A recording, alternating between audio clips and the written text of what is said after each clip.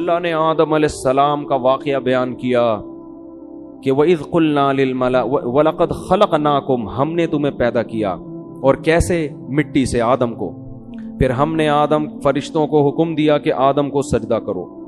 یہ ہمیں دنیا میں جب لایا جا رہا ہے تو ہمیں پروٹوکول دیا جا رہا ہے، اور جو آدم کو نہیں مانتے، جو کہتے ہیں بندر سے انسان بنائے، انہوں نے انسان کو پروٹوکول بولو نہیں دیا، انہوں نے تو انسان کی ایک اتفاقی حادثے کا نتیجہ ہے وہ تو پھر انسان کی قابل عزت تھوڑی ہوا۔ ہمیں بتایا جا رہا ہے کہ انسان جب دنیا میں آیا بڑے اہتمام کے ساتھ آیا تھا، وہ ایسے ہی نہیں آ گیا، ساری مخلوق نے اس کو، آدم کو سجدہ کیا۔ شیطان اڑ گیا، اللہ نے کہا کہ تو نے سجدہ کیوں نہیں کیا؟ قال انا خیر منہ، میں اس سے بہتر ہوں، خلقتنی من نار، تو نے مجھے آگ سے بنایا اور اسے مٹی سے بنایا، آگ مٹی کو سجدہ نہیں کر سکتی۔ قرآن کہتا ہے ہم نے کہا فاہبط منہا، دفع ہو جا یہاں سے، نکل جا یہاں سے، تجھے اس کی اجازت نہیں ہے کہ میرے حکم کے سامنے تو تکبر کر، انک من الصاغرین، آج سے تو میری نظر سے گر گیا ہے۔ بجائے توبہ کرنے کے شیطان نے کہا انظرنی الی یوم یبعثون، اے اللہ مجھے قیامت تک کے لیے زندگی دے دے۔ اللہ نے فرمایا انک من المنظرین، میں تجھے قیامت سے پہلے موت نہیں دوں گا، کر لے جو کرنا ہے۔ قال فبما اغویتنی، اے اللہ اس آدم کی وجہ سے تو نے مجھے گمراہ کیا ہے، لأقعدن لهم صراطک المستقیم، جب بھی یہ آدم سیدھے راستے پہ چلے گا میں اس راستے کے سامنے آ کر بیٹھ جاؤں گا، نہیں چلنے دوں گا۔ یہ جیلسی، حسد، اس کی وجہ سے ہوا، اس کی وجہ سے حسد میں آ گیا۔ ثم لآتینہم من بین ایدیہم، اے اللہ، یعنی چیلنج کر رہے اللہ کو، میں اس کے سامنے سے بھی آؤں گا، اس کے پیچھے سے بھی آؤں گا، دائیں سے بھی آؤں گا، وعن شمائلہم، بائیں سے بھی آؤں گا، ولا تجد اکثرہم شاکرین، اے اللہ ان میں سے اکثر کو تو دیکھے گا کہ وہ تیرے شکر گزار نہیں بنیں گے۔ 100% کا تو میں چیلنج نہیں کرتا، لیکن اکثریت کو جہنم میں پہنچا کے چھوڑوں گا۔ کیسے چیلنج کر رہا ہے؟ یہ نہیں کہہ رہا کہ میں سب کو گمراہ کرنے کی کوشش کروں گا، نہ ریزلٹ بتا رہا ہے۔ یہ ایسے ہے جیسے کوئی آپ کو کہہ کر گئے کہ یار فلاں دہشت گرد ہے، اس سے لڑنا ہے۔ ایک طریقہ دھمکی کا یہ ہوتا ہے کہ میں اب تو نہیں چھوڑوں گا اس کو۔ ایک طریقہ ہوتا ہے کہ آپ دیکھ لینا کل صبح اخبار میں اس کی رپورٹ آ جائے گی، یعنی خبر بتا رہے ہوتے ہیں نا کہ بس یہ سمجھو کہ یہ کام ہے بھائی، ہو گیا، بس سمجھو کہ یہ بس آپ نے مجھے کہہ دیا نا، کل صبح اخبار میں آ جائے گا وہ۔ یہ طریقہ ہوتا ہے بڑی دھمکی کا۔ تو شیطان یہ نہیں کہہ رہا کہ میں سب کو گمراہ کروں گا، شیطان کہہ رہے اللہ میں خبر پیش کر رہا ہوں، لا تجد اکثرہم شاکرین، اکثر لوگوں کو تو دیکھے گا کہ وہ شکر گزار نہیں ہے۔ اور قرآن کہتا ہے وَلَقَدْ صَدَّقَ عَلَيْهِمْ إِبْلِيسُ ظَنَّهُ، شیطان نے جو دعویٰ کیا تھا نا، اس دعوے میں شیطان نے اپنے آپ کو سچا پایا۔ اکثریت کو شیطان جہنم کا ایندھن بنا چکا ہے۔ جب شیطان نے یہ کام کیا، اللہ نے کہا اخرج منہا مذءوما مدحورا، نکل جا یہاں سے ذلیل ہو کر اور دھتکارا ہوا ہو کر، یعنی بجائے توبہ کرنے کے اور چیلنج پہ چیلنج کر رہا ہے۔ اور پھر اللہ نے فرمایا لمن تبعک منہم، ٹھیک ہے میں نے تجھے لوگوں میں چھوڑ دیا تو ان کو گمراہ کر، لیکن میں تجھے بتاؤں کہ جو تجھے فالو کریں گے لَأَمْلَأَنَّ جَهَنَّمَ مِنْكُمْ أَجْمَعِينَ، تجھ سمیت ان لوگوں کو تیرے ساتھ جہنم میں ڈال کے جہنم کو میں بھر دوں گا۔ میں بھی جہنم بھرنے میں بخل سے کام نہیں لوں گا، لیکن میں یہ بات تیری لوگوں کو بتاؤں گا ضرور کہ وہ تمہارے پیچھے پڑا ہوا ہے۔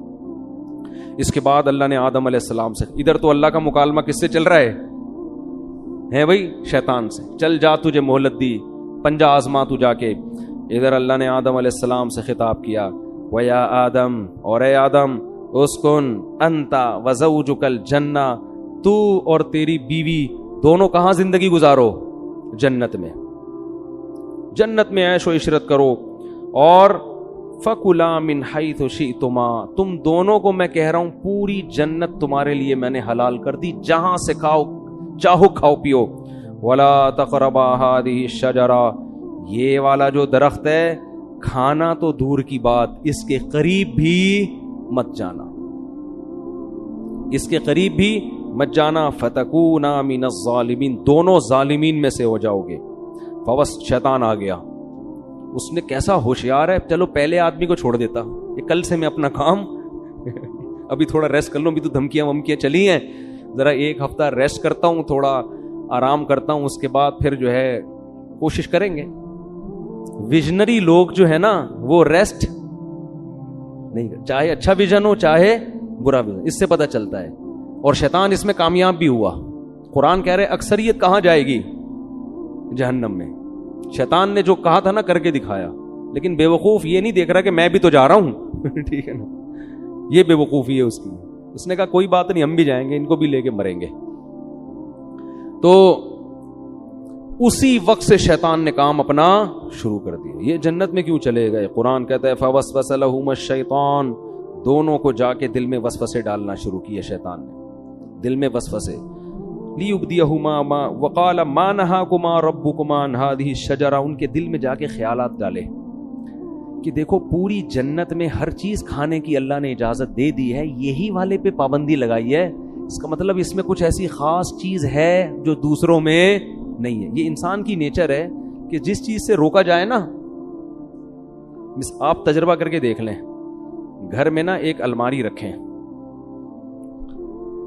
اور ہر جو دراز ہوتی ہے نا اس میں کسی میں لاک نہ لگائیں، ایک میں لاک لگا دیں، اس میں کچھ بھی نہیں ہے، اس میں مری ہوئی چھپکلیاں ڈال دیں. آپ بے شک بچوں کو بولیں کہ اس کو نہیں کھولنا، بچے کسی کو نہیں کھولیں گے سوائے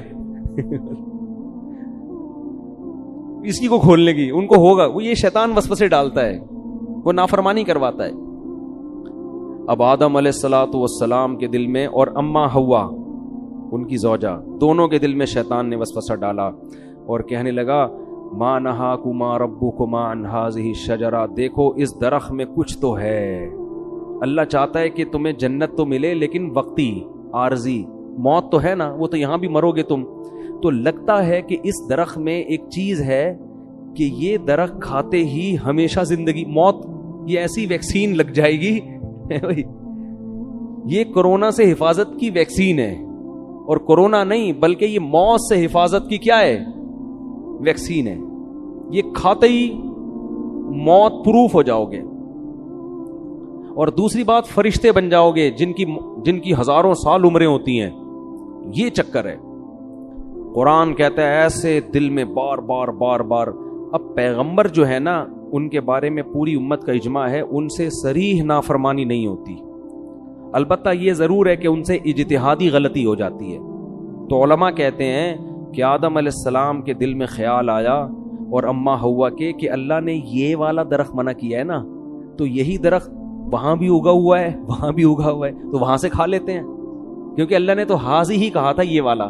حالانکہ اللہ کی مراد یہ تھی کہ یہ کا مطلب پوری جنت میں کہیں بھی یہ والا درخت نہیں کھانا.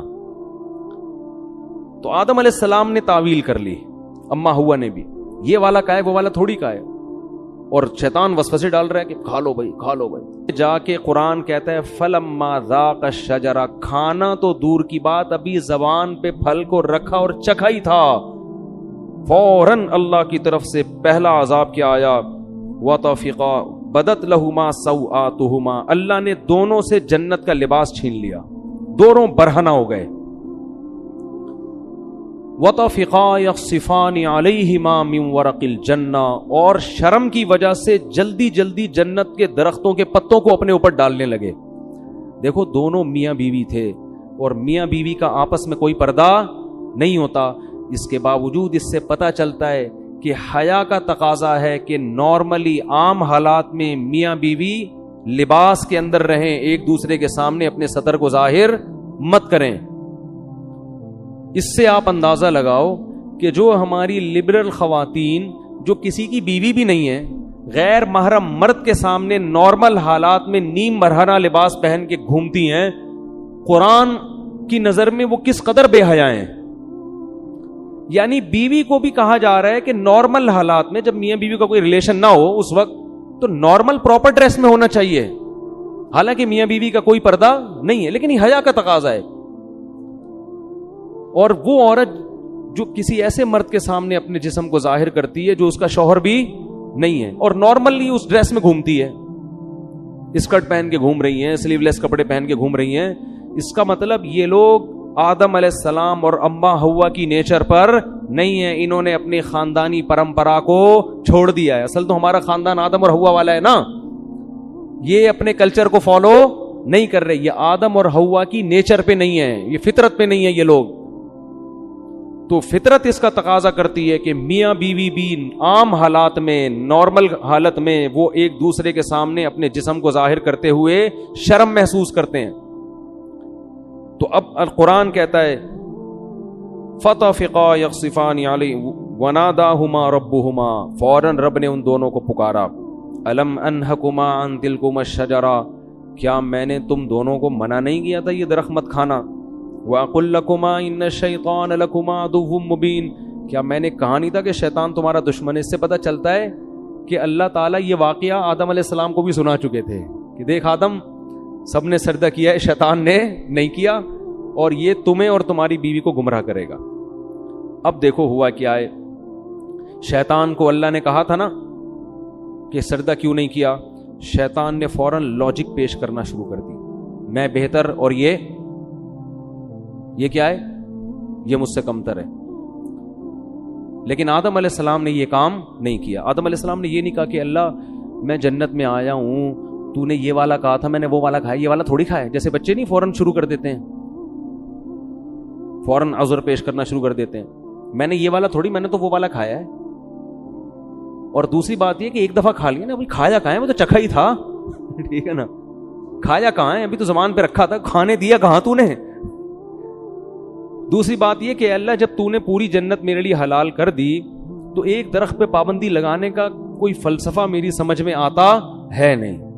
ٹھیک ہے آئندہ میں احتیاط کروں گا, نہیں کھاؤں گا, لیکن یہ مائنڈ میں آنے والی بات ہے نہیں آ رہی بات. آج یہی ہو رہا ہے نا, شریعت عورت کو حکم دے رہی ہے پردہ کرو. خواتین کہتی ہیں ایکچولی پردے کی معاشرے میں ضرورت کیا ہے, مرد کی آنکھوں میں حیا ہونی چاہیے.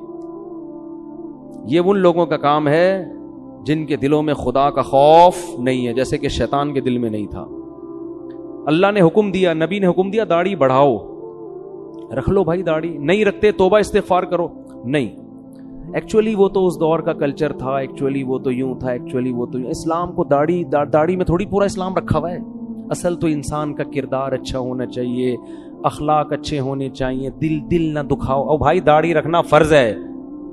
اللہ نے موسیٰ علیہ السلام کو کوہ طور پہ بلا کے حکم دیا تھا کہ یہودیوں سے کہیں داڑیاں رکھیں, داڑھی مت کٹائیں. ہمارے نبی کی بخاری مسلم کی حدیث ہے, یہود و نصارہ کی مخالفت کرو, داڑھی بڑھاؤ.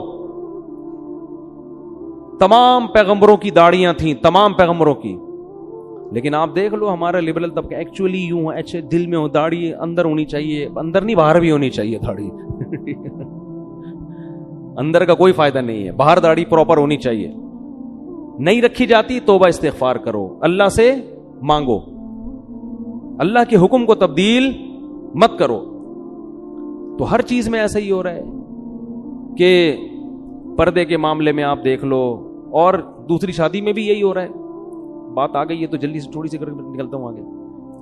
بھائی 4 شادیوں کی اللہ نے مرد کو اجازت دی ہے کہ اگر وہ عدل کر سکتا ہے تو کرے. ایکچولی وہ اصل میں وہ تو اس دور میں جنگوں میں مرد اتنے شہید ہو جاتے تھے, ایکچولی اس دور میں آدمی میں کہاں. بھائی اللہ کا اجازت ہے تو اس کا مطلب اجازت ہے, کسی کا باپ بھی اس اجازت کو ختم نہیں کر سکتا. جاؤ ایسی کی تیسی ہے تو ہے, اس میں کون سی شرمندگی کی بات ہے بھائی, اللہ نے اجازت دی ہے, دیٹس آل. عدل کرنا نہ کرنا اس کی ذمہ داری ہے نا, جو کر رہا ہے. نہیں کرے گا تو اللہ پکڑے گا اس کو. ہر چیز میں اسلام نے حکم دیا جلدی شادی کرو, بالغ ہوتے ہی. ایکچولی اس دور میں اتنے مسائل ہیں, ایکچولی بچہ نہ سمجھی, شادی کوئی گڑیوں کا, یہ باتیں ہو رہی ہوتی ہیں معاشرے. ابھی میرا وہ کلپ آیا ہے, لوگوں نے اس کو بھی ایک مزاحیہ اس میں لے گئے کہ اللہ کرے مفتی طارق مسعود صاحب وزیر اعظم بن جائیں. میں نے کہا نا میں وزیر اعظم بنا تو میں ڈنڈے سے مار کے شادیاں کراؤں گا. تو نیچے لوگوں نے کہا اللہ کرے جلدی سے میرے وزیر اعظم بننے کا انتظار مت کرو, ویسے ہی کر لو. سمجھ رہے ہو کہ نہیں سمجھ رہے؟ تو نہیں کرتے کوئی بات نہیں ہے, لیکن مانو تو نا. تو جو بھی اللہ کو سود حرام ہے, خام خام میں اس پہ حلال کا لیبل مت لگاؤ سود پر. انشورنس جوا اور غرر ہے, یہ حرام ہے, چاہے انسانیت کو فائدہ ہی ہو رہا ہو. اللہ نے منع کر دیا بھائی, خمر میسر والمیسر والانصاب والازلام, یہ خرید و فروخت کا, تجارت کا جائز طریقہ نہیں ہے. حج آپ کو زندگی میں ایک بار کرنا پڑے گا. حج کے پیسے کسی غریب کو کھلاؤ گے تو حج ادا نہیں ہوگا. قربانی سے ہوگی. لوگ کہتے ہیں قربانی کے پیسے سے کسی لڑکی کو جہیز دے دو, جہیز دینے سے جہیز کا ثواب مل جائے گا. قربانی جب حضرت اللہ نے ابراہیم علیہ السلام کو کہا تھا نا بچے کو ذبح کرو, تو ابراہیم علیہ السلام نے یہ نہیں کہا تھا کہ اللہ اس سے بہتر ہے کہ میں کسی بیوہ کی شادی کرا دوں. بھائی یہ کیسا حکم دے رہے بچے کو ذبح کرو. اے اللہ میں کسی غریب کو جہیز دلا دیتا ہوں. اے اللہ میں ایک ہسپتال کھول لیتا ہوں جس میں غریبوں کا فری علاج ہوگا. اگر ابراہیم علیہ السلام اللہ سے اس قسم کے اعتراضات کرتے نا تو خلیل اللہ نہ بنتے. یہ شیطان کا کام ہوتا ہے کہ میں کیوں کروں, یہ کچھ اور بول دے. اللہ اس وقت شیطان سے کہتے کہ چل تو سجدہ نہیں کرنا نہیں کر, تو 1 کروڑ رکعت کی نیت باندھ لے. شیطان فوراً باندھ لیتا. فوراً کیا کرتا بولو, باندھ لیتا. اللہ اس سے کہتے ٹھیک ہے تو غریب جنات کو کھانا کھلا. وہ بھی جن تھا نا, تو غریب جنات کو کیا کھلا, کھانا. شیطان دبا کے کھلاتا کیونکہ وہ بڑا عبادت گزار تھا. اس نے کہا سب کچھ کرنے کے لیے تیار ہوں, لیکن یہ حکم میری کھوپڑی میں آتا نہیں ہے. یہ جمعہ 8 دن آدم میرے سامنے پیدا ہوا ہے, میں پرانا عبادت گزار, کب سے عبادت کر رہا ہوں, میں اس کو سجدہ کروں. یہ بات ساڑی عقلچ بولو نہیں آتی. یعنی اللہ کو سمجھائے گا کہ تو نے, اب یہ دیکھو لوگ کہتے ہیں نا لڑکی کا آدھا حصہ کیوں ہے, لڑکے کا ڈبل کیوں ہے. اس کا مطلب آپ اللہ کو مشورے دے رہے ہو کہ اس نے بہن کا آدھا کیوں رکھا اور بھائی کا ڈبل کیوں رکھا. خواتین سے ہم کہتے ہیں مرد گھر کا سربراہ ہے, آپ کو اس کی اطاعت کرنی ہے. خواتین کہتی ہیں کیوں, فوراً کہتی ہیں کیوں, یہ اس میں کیا ہے, یہ اس کو میں سربراہ مانوں, میں اس کی اطاعت کروں, یہ مجھ سے پوچھ کے گھر سے باہر جاتا ہے جو میں اس سے پوچھ کے جاؤں. بھائی مرد کو اللہ نے پابند نہیں کیا ہے کہ وہ بیگم کو جہاں بھی جائے بتا کے جائے. عورت کو پابند کیا ہے کہ جب وہ گھر سے نکلے گی میاں کو بولو بتا کے جائے گی. ہاں مرد بھی اگر بتا کے جاتا ہے تو ایک اچھا میاں کہلائے گا. وہ مارکیٹ میں جو آج کل شارٹ ہیں, اچھی بات ہے, اخلاق کا تقاضا ہے. جہاں جا رہے ہو بتا دو, کوئی غلط, کوئی بم پھاڑنے تھوڑی جا رہے ہو, کوئی چرس پینے تھوڑی جا رہے ہو, دوستوں میں جا رہے ہو, بتا دو بیگم میں ذرا بیٹھا ہوا ہوں. اخلاق کا تقاضا اور چیز. لیکن قانون کیا ہے کہ رخصتی عورت کی ہوتی ہے, آدمی کی نہیں ہوتی. وہ باؤنڈری ہے. لیکن آج کل سسٹم الٹ, آدمی کی ایسی کی تیسی ہو جاتی ہے. کم بخت 2 منٹ نہیں کہیں بیٹھ سکتا, لوکیشن پہ پتا چل رہا ہوتا ہے کہاں بیٹھا ہوا ہے اس وقت. پوری میپ پہ لوکیشن ڈالی ہوئی ہوتی ہے, اپنے بندے کا ڈی این اے ڈالا ہوا ہوتا ہے اس میں. تو لوگ پھر ڈپریشن میں آتے ہیں, یار گھر سے باہر کہیں آزادی ختم ہو گئی. تو اس کو اللہ نے پابند کیا ہے. ہاں پابند کا یہ مطلب نہیں کہ جیل خانے میں ڈال دیا, اب اس کو کہیں جانے ہی نہ دیں آپ, لیکن شوہر کو اعتماد میں لینا ضروری ہے. اب خواتین کہتی کیوں, ہم تو مرد کے برابر ہیں. بھئی اللہ نے نہیں بنایا آپ کو.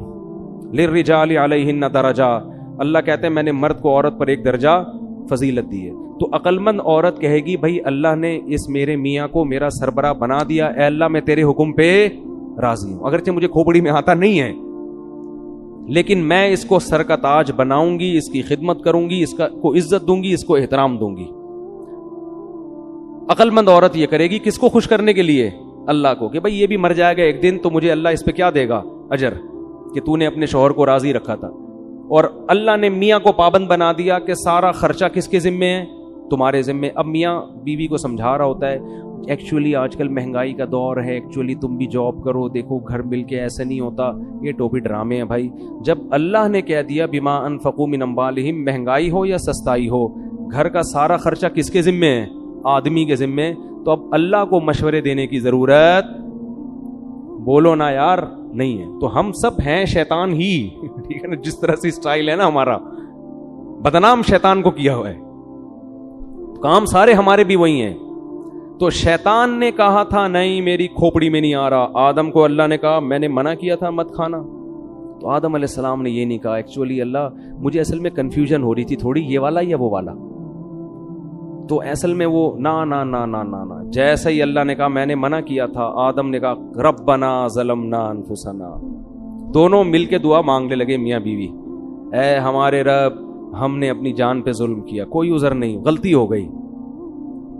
وَإِن لَّمْ تَغْفِرْ لَنَا، اب بھکاری بن کے مانگ رہے ہیں، اللہ اب تیرے رحم و کرم پہ ہیں ہم، تو چاہے تو شیطان کی طرح ہمیں بھی دھتکار سکتا ہے ہمیشہ کے لیے، لیکن ہم تباہ ہو جائیں گے، ہم کیا ہو جائیں گے؟ برباد، ہم پہ طرز کھا اور ہمارے اس جرم کو معاف کر دے۔ اللہ کو یہ کلمات اتنے پسند آئے، قرآن کہتا ہے ثم اجتباہ ربہ فتاب علیہ وہدا، 3 احسان کی اللہ نے آدم پر۔ ایک اجتباہ، آدم کو کی دوبارہ ویسے ہی سلیکشن ہو گئی جیسے پہلے، جیسے کسی عہدے سے برطرف کر دیا جاتا ہے نا، ایسا جو صاحب کو نکال دیا فوراً وہ عہدہ کیا ہو گیا؟ بحال۔ تو اللہ کی نظر میں آدم کا جو مقام تھا نا اس غلطی سے پہلے، اللہ کہتے ہیں اجتباہ، وہ مقام میں نے آدم کو دوبارہ دے دیا۔ ثم اجتباہ ربہ فتاب علیہ، نمبر 2 گناہ بھی معاف کر دیا، صرف دنیاوی لحاظ سے جو عہدہ ملا تھا وہ واپس نہیں ملا، بلکہ جو غلطی تھی وہ بھی معاف۔ اور پھر ایک اور احسان یہ کیا، وہدا، آئندہ کے لیے ان کو یہ توفیق دی کہ سیدھے راستے پہ چلیں اور ایسی غلطی نہ کریں۔ یہ تگڑی توبہ کی علامت ہوتی ہے کہ دوبارہ گناہ سے انسان کی حفاظت، ایسا بنا دیا کہ اب غلطی پروف ہو گئے، کیا ہو گئے؟ اب نہیں ہوگی یہ غلطی، اب میں حفاظت کروں گا آپ کی توبہ مجھے اتنی پسند آئی ہے، اب آپ سے یہ غلطی میں نہیں ہونے دوں، شیطان وسوسے ڈالے گا، اب میں شیطان کی راہ میں رکاوٹ بنوں گا۔ بعض دفعہ ایسی خاندانی توبہ انسان کرتا ہے کہ اللہ پھر اس کو توفیق دیتے ہیں کہ وہ غلطی سے بچے، لیکن پھر بھی غلطی ہوتا ہے، پھر بھی توبہ کرو۔ تو اس سے ہمیں پتہ چلتا ہے کہ بھائی ہم خطا کے پتلے ہیں، ہم سے ہو جائے گی تو ہم شیطان والے راستے پہ نہیں چلیں گے، توبہ کریں گے اللہ سے۔ جب اللہ نے آدم علیہ السلام کو یہ فرمایا تو اللہ نے فرمایا توبہ تو قبول ہے، لیکن اب آپ کو زمین پہ رہنا ہے۔ یہ تو ایک میں نے ریہرسل کروائی تھی، ٹھیک ہے نا، جنت دکھائی آپ کو کہ آپ کو اس کے لیے بنایا ہے، اور توبہ کی آپ نے، تو اب آپ اصل میں تو آپ کو دنیا کے لیے پیدا کیا ہے میں نے، اب آپ دنیا میں جاؤ گے اور آپ کی اولاد پیدا ہوگی، جو جنت میں مزے تھے وہ اب آپ کو نہیں ملیں گے، اور آپ جا کے یہ اعلان کر دیں اپنی آنے والی نسلوں میں کہ جو دوبارہ اس جنت میں جانا چاہتا ہے وہ اپنے آپ کو غلطیوں اور گناہوں سے بچا کے، اب یہ فری میں نہیں ملے گی، یہ محنت پہ ملے گی۔ ابھی تو میں نے آپ کو فری میں دے دی تھی، ٹھیک ہے نا، اب یہ جنت دوبارہ فری میں نہیں ملے گی، جزاء بما کانوا یعملون، جو عمل کرے گا اس کو ملے گی، اور جو عمل نہیں کرے گا وہ اس جنت سے محروم۔ پھر اللہ نے اس واقعہ سنانے کے بعد فرمایا یا بنی آدم لا یفتننکم الشیطان کما اخرج ابویکم من الجنہ، اے بنی آدم، اے انسانوں، دیکھو شیطان تمہیں اسی طرح ورغلا کے جنت سے محروم نہ کر دے جیسے اس نے تمہارے باپ آدم اور حوا کو نکلوایا جنت سے۔ سمجھ میں آ رہی ہے بات کہ نہیں آ رہی؟ اللہ ہمیں تنبیہ کر رہے ہیں کہ آدم کو تو جنت میں جاتے ہی پیچھے پڑ گیا تھا، تو تم بھی جب بالغ ہوتے ہو نا اور احکام کے مکلف ہوتے ہو، اسی وقت شیطان تمہارے پیچھے پڑ جاتا ہے۔ اور اللہ نے فرمایا انہ یراکم ہوا وقبیلہ من حیث لا ترونہم، شیطان اور اس کے شتونگڑے یہ تمہیں اس طرح سے دیکھ رہے ہیں کہ تم اس شیطان کو دیکھ نہیں سکتے، یہ تمہیں نظر نہیں آتا۔ اس میں اللہ نے جواب بھی دے دیا کہ ہو سکتا ہے یونیورسٹی کے کسی پروفیسر کو اعتراض ہو کہ وہ شیطان ہے کہاں، ہمیں تو نظر آ نہیں رہا، تو اللہ نے فرمایا کہ وہ تمہیں نظر نہیں آئے گا لیکن شیطان کو تم نظر آ رہے ہو۔ یہ ایک حقیقت ہے، ہر چیز سائنس ٹریس نہیں کر سکتی، شیطان مادی چیز نہیں ہے، اور سائنس کا جو ٹاپک ہے نا وہ مادی چیزوں پہ ہے۔ بہت سی اور اللہ نے ایسی مخلوق پیدا کی ہے جو ہمیں نظر نہیں آتی، وہ ہماری لیبارٹریوں میں ٹریس ہی نہیں ہو سکتی ہے۔ تو اللہ نے فرمایا انہ یراکم ہوا وقبیلہ، شیطان اور اس کے قبیلہ تمہیں جس طرح سے دیکھ رہا ہے تم اس کو بولو نہیں دیکھتے۔ اور اللہ نے آگے بس بھی آیت پڑھ کے اپنے بیان ختم کرتا ہوں، فرمایا انا جعلنا الشیاطین اولیاء للذین لا یؤمنون، ہم نے شیطان کو ان لوگوں کا دوست بنایا ہے جن کا آخرت پر ایمان کمزور ہوتا ہے۔ اگر جنت پر آخرت پر ایمان مضبوط ہو، اس کا استحضار ہو، تو شیطان کا وار پھر آسان نہیں ہوتا۔ تو اس سے پتہ چلتا ہے کہ شیطان کے شر سے بچنے کے لیے یہ ضروری ہے کہ موت کا، قبر کا، آخرت کا استحضار کیا جائے، بار بار سوچا جائے کہ ایک دن آئے گا، ہمیں اللہ کے سامنے حساب دینا ہے۔ اور اسی سورہ اعراف میں اللہ نے فرمایا کہ جو لوگ آخرت کو بھول کے بیٹھے ہوئے ہیں نا، الیوم ننساہم کما نسوا لقاء یومہم ھذا، آج کے دن ہم ان کو ایسے ہی بھول جائیں گے جیسے یہ دنیا میں حساب کتاب کے دن کو بھول گئے تھے۔ پھینک دیں گے ہم ان کو آگ میں اور بھول جائیں گے ہم، کیونکہ انہوں نے دنیا میں حساب کتاب کو یہ بھول گئے تھے۔ تو اس سے پتہ چلتا ہے بھائی کہ ہمیں حساب و کتاب کے دن کو بار بار یاد رکھنا ہے، گھروں میں اس کا تذکرہ کیا کریں، دوستوں میں تذکرہ کیا کریں، بھائی ایک دن حساب و کتاب کا آنے والا ہے۔ پیغمبروں کو اللہ عدالت کے کٹہرے میں کھڑا کرے گا، ہم اور آپ کس کھیت کی مولی ہیں بھائی؟ تو بار بار جب اس کا استحضار ہوگا نا بھائی حساب کتاب، یہ آپ کو موٹیویٹ بھی کرے گا اور غموں سے نجات بھی دے گا۔ کسی نے آپ پہ ظلم کیا، پیسے لے کے بھاگ گیا، اب وہ میرے انگوٹھے جو وہ سبزی والے کے جو انگوٹھے میں لے کے بیٹھا ہوا تھا، مجھے تسلی کس سے ہوئی؟ بھائی ایک دن حساب و کتاب کا آنے والا، مل جائیں گے آخرت میں وہ سبزی والا، بولو ملے گا۔ میں بولوں گا بیٹا کہاں ہے پیسے نکال، اب پیسے تو نہیں ہوں گے، اپنی نمازیں دے دے مجھے، ٹھیک ہے نا، میرے گناہ اپنے اوپر لاد لے۔ تو یہ حساب و کتاب، کوئی بھی کسی پہ ظلم کر رہا ہے، اللہ کہتے ہیں لا تحسبن اللہ غافلا عما یعمل الظالمون، ظالمین جو کچھ کر رہے ہیں اللہ کو اس سے غافل مت سمجھو، انما یؤخرہم لیوم تشخص فیہ الابصار، اللہ ایسے دن کے لیے مہلت دے رہا ہے جس میں آنکھیں کھلی کی کھلی رہ جائیں گی۔ حکومت بھی ظلم کرتی ہے، کیوں؟ حکومت کہتی ہے ہم سے کون پوچھے گا، ہم پہ ہمارے خلاف کون کیس کرے گا؟ ابھی دیکھو نا وہ جو دھرنے میں مارم پیٹی ہو رہی ہے، ٹھیک ہے دونوں طرف سے غلطی ہو رہی ہے، لیکن اس غلطی کا ذمہ دار کون ہے؟ حکومت۔ کہ آپ نے ایک ایگریمنٹ کیا، معاہدہ کیا اور آپ اس معاہدے سے پیچھے ہٹ گئے۔ تو جو البادی ہے نا، جو پہل کرنے والا ہوتا ہے نا، اصل ذمہ دار کون ہوتا ہے؟ وہ ہوتا ہے۔ تو آپ نے ایگریمنٹ کیا کیوں تھا اس وقت؟ آپ سوچ کے ایگریمنٹ کرتے نا، لیکن گورنمنٹ جو ایگریمنٹ کرتی ہے اس کو توڑتی ہے، کیونکہ جب سب لوگ حکومتی سطح پہ حکومت کے ساتھ ہوتے ہیں تو حکومت کو پتہ ہے کہ میرے خلاف کیس کرنے والا کوئی بھی نہیں ہے، جو